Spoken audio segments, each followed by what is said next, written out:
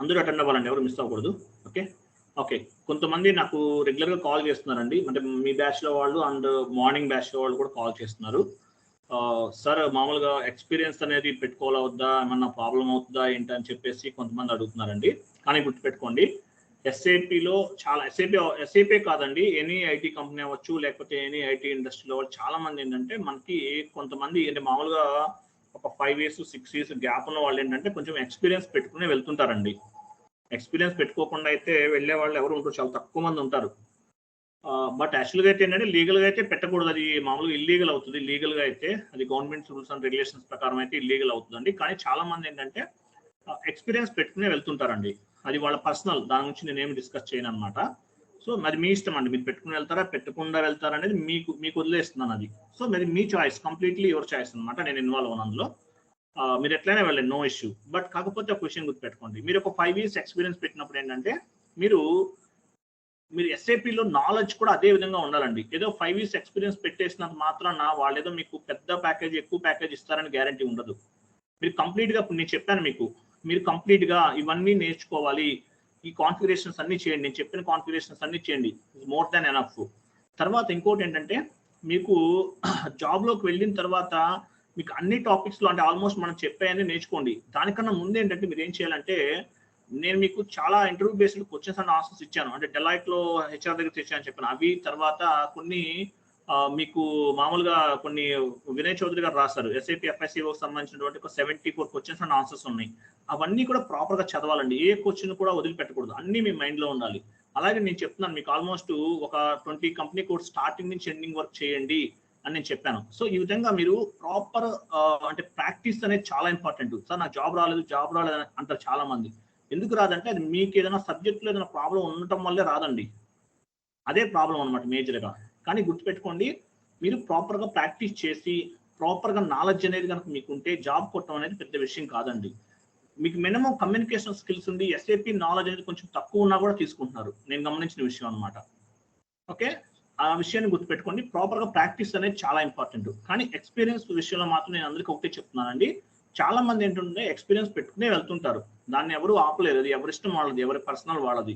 So అలా వెళ్ళకూడదని కూడా ఏం లేదు, అది మీ ఇష్టం. ఎందుకంటే ఐటీ కంపెనీ వాళ్ళు మీకు ఒక ఆపర్చునిటీ ఇచ్చారనుకోండి, ఇచ్చినప్పుడు ఏంటంటే మీరు నిజంగా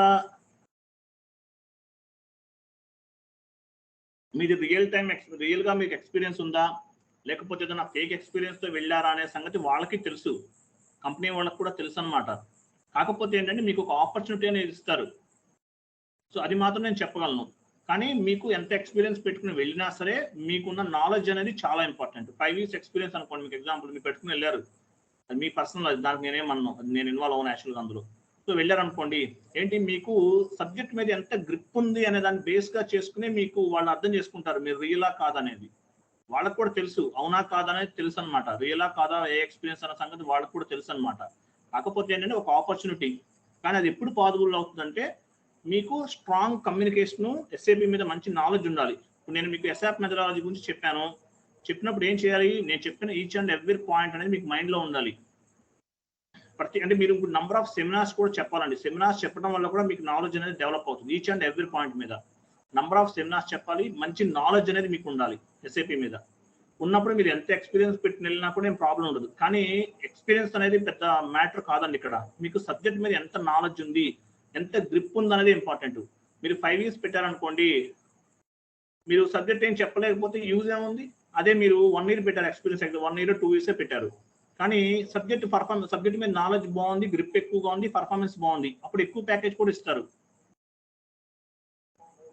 సో అది కూడా మీరు గుర్తుపెట్టుకోండి. కానీ ఎక్స్పీరియన్స్ పెట్టుకోవడం అనేది కంప్లీట్లీ యువర్ చాయిస్ అనమాట, మీ ఇష్టం. మీరు ఎంతైనా పెట్టుకోండి, మీరు ఎట్లయినా వెళ్ళండి, అది మీ ఇష్టం అనమాట. నేనైతే అందులో ఇన్వాల్వ్ అవ్వను, బట్ చాలా మంది పెట్టుకునే వెళ్తుంటారు, దాన్ని మనమేం ఆపలేం కదండి. చాలా మంది ఏంటంటే ఇట్లా ఎక్స్పీరియన్స్ అది పెట్టుకునే వెళ్తుంటారు, దాన్ని మనమైతే ఆపేదేం లేదు.